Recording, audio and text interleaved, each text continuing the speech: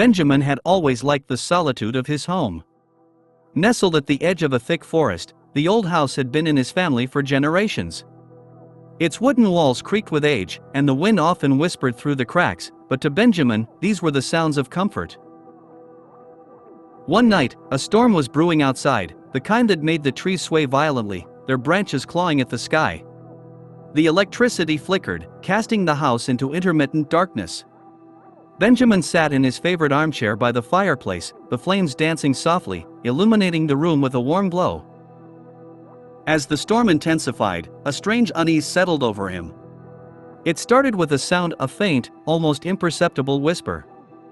At first, he thought it was the wind, but as he listened more intently, he realized it was something else, something sinister. The whispers grew louder, more distinct, though he couldn't make out the words. They seemed to come from the walls themselves, crawling through the wood like a disease.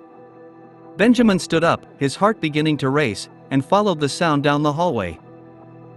The corridor was long and narrow, the wooden floorboards groaning under his weight.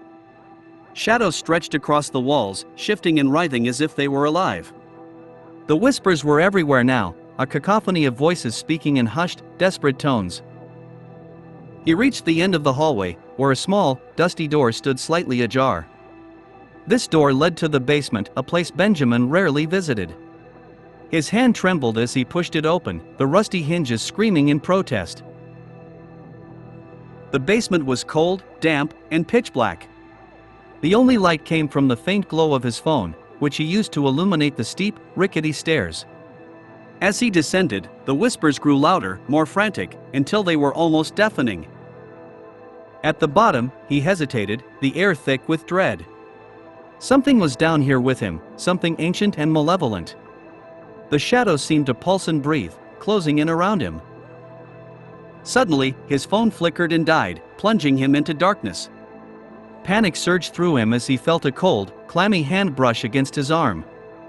He stumbled backward, tripping over something soft and yielding on the floor. Benjamin fumbled for a match from his pocket, his fingers shaking. He struck it, the tiny flame flaring to life and casting a dim light around him. What he saw made his blood run cold. The basement floor was littered with old, decaying furniture, broken toys, and most horrifying of all, pale, emaciated figures huddled in the corners. Their eyes were hollow, their mouths moving silently in unison with the whispers. These were no longer people but shadows of what they once were, trapped in the darkness for eternity. The match burned out, leaving Benjamin in darkness again. He could feel them moving closer, their cold breath on his neck, their skeletal hands reaching out to him. The whispers were louder now, almost a scream. They wanted him, needed him to join them in the shadows. He tried to run, but the darkness was too thick, too suffocating. His footsteps echoed in the void as he felt their grip tighten around him, pulling him down into the abyss. Benjamin never emerged from that basement. The house stood empty for years after, the whispers growing quieter until they were just a memory, carried away by the wind. But some nights, when the storm raged and the trees clawed at the sky, those who passed by the old house swore they could hear faint whispers echoing from the walls, calling out to anyone who dared to listen.